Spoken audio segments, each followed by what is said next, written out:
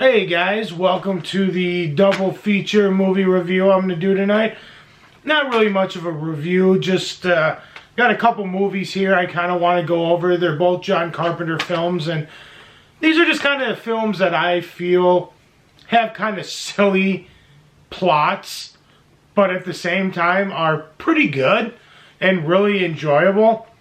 And I was going to do a review on each one of these. It's its own separate video, but I'm trying to get this out and one more review out before Halloween, and with work I'm just running out of time, so I decided to do a double feature. And in this video we're going to talk about The Fog, not the Halloween. This is a Scream Factory release of a double feature. Very cool release, by the way, but I am just going to be discussing The Fog. So we're going to do that one, and we're also going to talk about Christine, which I just got on 4K, which looks absolutely beautiful, by the way. I was impressed. I thought some people didn't really care for it. I thought it was done pretty well. So we're going to discuss these two movies just for a little bit. Another thing that's really great about these two movies is they're not overly long. They make for a great double feature. I mean, The Fog, I think running time on this with credits is under an hour and a half, which is, you know, very, very short. And the same with Christine, I think with credits is like a runtime of like an hour and 45 minutes. So you started early enough, you know, they're pretty short. They make for a great double feature. They're both, especially The Fog, but for the most part, both these movies, when I was watching them, I watched them on a couple different nights. And when I was watching it, I was thinking the whole time, like, these movies are like the perfect, like, cold, rainy October Friday night movie. They're just a lot of fun to throw in. I mean, it's cold outside, it's the beginning of the weekend, wind's blowing, you're curled up on the couch, maybe got a fire going, and these movies just seem to fit really well with that scenario, especially The Fog, because it's really atmospheric. But they both work really well, and yeah, these are just fun Friday night movies, and so let's talk about them. First up, we're going to talk about The Fog.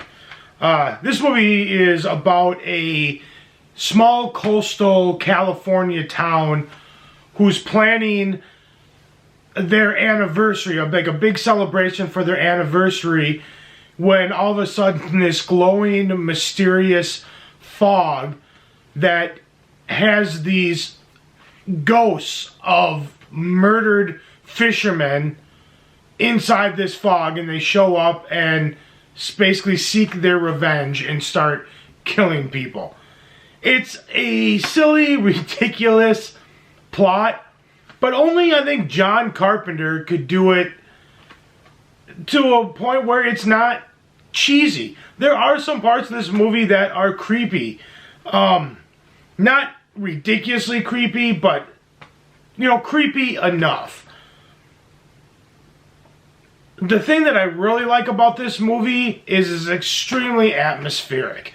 I mean, throughout the whole thing, you kind of have this fog always coming in, creeping in, taking over the town. People are being chased by it. They're trying to outrun it. And it just kind of consumes you and brings you up into this small little town. You feel like you're part of the town and you're like running away from this fog itself. And it's very clever. It's a lot of fun. Now, it's not a perfect movie. I mean, it has its flaws at times. Some of the acting is a little cheesy. Some of the dialogue's a little cheesy. But it doesn't really take away from the movie. It's still extremely enjoyable. Some of the stuff that I really also liked about it is John Carpenter, just like he does in most of his other movies, also does in this movie, I believe, writes the soundtrack. And the soundtrack is absolutely perfect. It just fits with the atmosphere, with what's going on. It fits with the town. It's just a perfect fit. He's really, really good at composing music to fit very well with his characters and his surroundings and his story. Another thing that's really good in this movie is some of the imagery. some of the cinematography and the images you get in this are just beautiful to look at. That was one of the things that jumped out the most to me. It's one of the things that I enjoyed the most, especially towards the end with the church scene, is just gorgeous to look at. I mean, I watched that scene. I rewind back and just watched that scene a couple of times the other night when I watched it, just because it's really cool to look at. So yeah, I really enjoyed that. And that's about it for The Fog. I'm not going to delve super deep into this movie. I'm not going to break it down and give a full-on review. I just want to kind of basically go over it, talk about it just a little bit, the things I liked about it.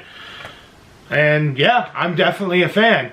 Out of a possible 5 jack-o'-lanterns, I would give this 4 and definitely recommend it. If you've never seen The Fog, or really any John Carpenter movie, for example, go check him out. His stuff is great. And the older I get and the more I get to watch it, the more I fall in love with it. He's a great director. Next up, we have Christine. Now, I could do a full review on this movie, and I would like to someday, because there's a lot to talk about this, but I'm just going to briefly go over it and talk just kind of about what I liked and, you know, just keep it very brief. But if you've never seen it, Christine tells the story of Arnie, who's this nerdy high school kid who gets picked on by the bullies. Just very geeky, nerdy kid. One day he decides he's going to buy this old rusted out 1958 Plymouth Fury. And when he does, he starts to become obsessed with the car. The car is supernatural. He becomes obsessed with the car. He fixes it up, and it intertwines into just this downward spiral of obsession, madness, and eventually murder. So now, with this movie and the plot of it being about a killer car, John Carpenter did a great job with this. It would be very easy to make this movie very corny, cheesy, and just dumb. I was watching it last night, and the whole time I was thinking there's not really any parts in here that are very cheesy. Even when the car's chasing people down and killing people, it's done in a way that's very stylistic and not corny or cheesy at all, which is, I think, probably pretty difficult to do. Now, I know Christine, the car, is pretty much the star of the movie, but you can't help but realize the great acting job that was done by, I believe his name was Keith Gordon. Keith Gordon, who played Arnie. He did a great job of just starting off playing this nerdy kid and just doing this downward spiral into just complete madness. It's beautifully acted. A lot of people don't really talk about it. A lot of people, when they do reviews on this movie, they just talk about the car. His performance is fantastic. It's very, very intriguing to watch this transformation that he does on screen. Now, I wasn't really all that familiar with Keith Gordon's work. In fact, the only thing that I really remember ever seeing him in was Back to School with Rodney Dangerfield. And when I saw him in this, and the first time I saw this is only the second time I've seen this movie. And the first time I saw it, it was a big surprise. It's like, oh, hey, that's the guy from Back to the Future. I'm sorry, not Back to the Future, but Back to School. And he does a great job in this. It's a beautifully acted performance. I was a big, big fan of it. Another thing that I really liked about this movie was when the car would be chasing people down, this or that, they have these dark, black, tinted windows throughout the whole car. So the whole time it's like, well, is it Arnie driving the car doing this stuff? Or is this the car acting on its own? That really stays a mystery for a good portion of the movie. It just makes it more mysterious and more intriguing as to who's actually doing the killing here. Is it a combination of them both? Is it just one person acting alone? Or, is it just the car acting alone?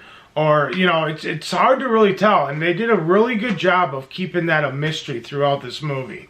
The soundtrack for this movie is great too. John Carpenter composed the score to the movie, but it's also filled with a bunch of 1950s classic rock. As a matter of fact, whenever the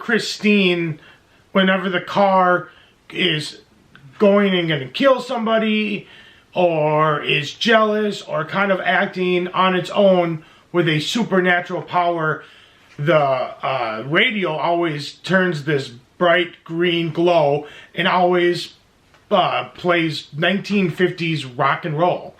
And so this movie's filled with a bunch of 1950s rock and roll, and it's also filled with a beautiful score by John Carpenter, which is a score that not a lot of people talk about. It's very creepy. A lot of people talk about Halloween and the piano, and that's an extremely creepy score too. But this one, especially when like the lights turn on of Christine, when it's in pitch black and the lights come on, it's very fitting. I said this before, like with The Fog, John Carpenter is fantastic mixing his scores with his surroundings and his characters and what's going on the screen. And this movie's no exception. This is a lot of fun. I really, really enjoy this. Like I said, this was only the second time I saw it. The first time I saw it was years and years ago. And so this is only the second time I saw it, and I liked it even more the second time. I would highly recommend this.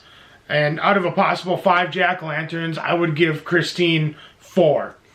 And I would highly recommend it. Thank you for watching, guys. For sitting here and listening to me talk very quickly and very briefly about these two movies. Not The Howling. We'll cover that up. But these two movies right here. I really didn't go into a whole lot of great detail in reviewing them. I just kind of talked very briefly about them. But like I said, these movies are a great double feature. They're short.